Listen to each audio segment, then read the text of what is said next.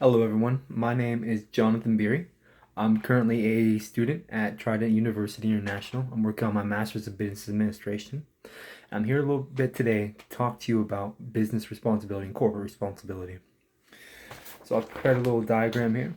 As we can see, corporate responsibility is not just your responsibility to your shareholders. They've invested in your corporation and you do owe them fair returns. But you also have social responsibility, that's responsibility to society as a whole. And you also have your environmental responsibility, your responsibility to be a good steward of the environment. I'm going to talk to you a little bit about why it's so important that you stay mindful of all those responsibilities. For the first example, I'd like to talk to you guys a little bit about Wells Fargo.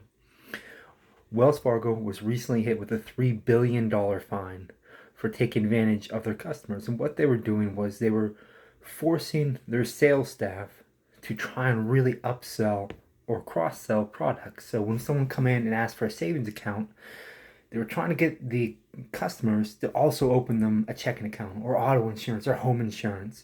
And they made these extremely high goals that were almost unattainable. You'd have to sell 100, checking accounts a week, and it was impossible. So what these employees started to do was they started to just open up accounts for people. Hey, do you want a checking account? No, I'm fine, thank you. All right. Well, as soon as they'd leave, they'd open a checking account anyways. And this led to millions of people becoming victims to poor credit scores, to overdraft fees, and all these other things that they didn't want. So you can just see how Wells Fargo, in the name of profit, completely ignored their social responsibility to their customers and society. And they ended up losing $3 billion. The CEO is never allowed to work in banking again and was personally fined $17 million. So for environmental responsibility, you don't have to look any further than the Deepwater Horizon BP oil spill. BP was leasing the Deepwater Horizon drilling rig, which suffered an explosion due to a failure in the process of how they were sealing the wells, which had happened before. This isn't like the first time this has ever happened. Oh no, we're so surprised. This is something they knew could happen. But it happened at a scale they weren't ready for.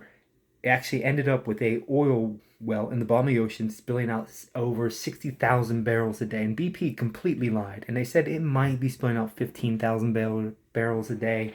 They completely tried to cover up everything. It ended up taking almost 6 months to get this stopped.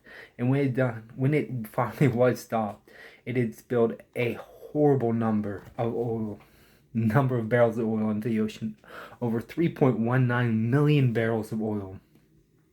And this completely ruined the habitat. It ended up with BP being forced to pay $60 billion to the people around there. Now, I'm not saying corporate responsibility is only about do it so you don't get fined. But we have to remember all three areas. And in the center is corporate success, because you want to be a successful company. But you have to remember to take care of your environment, you have to take care of your investors, and you have to take care of society as a whole. Or else you're just going to be out of luck.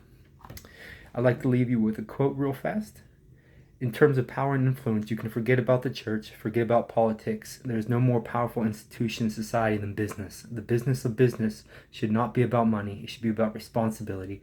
It should be about public good, not private good. And that's Martin Luther King. And thank you very much for your time. Have a great day.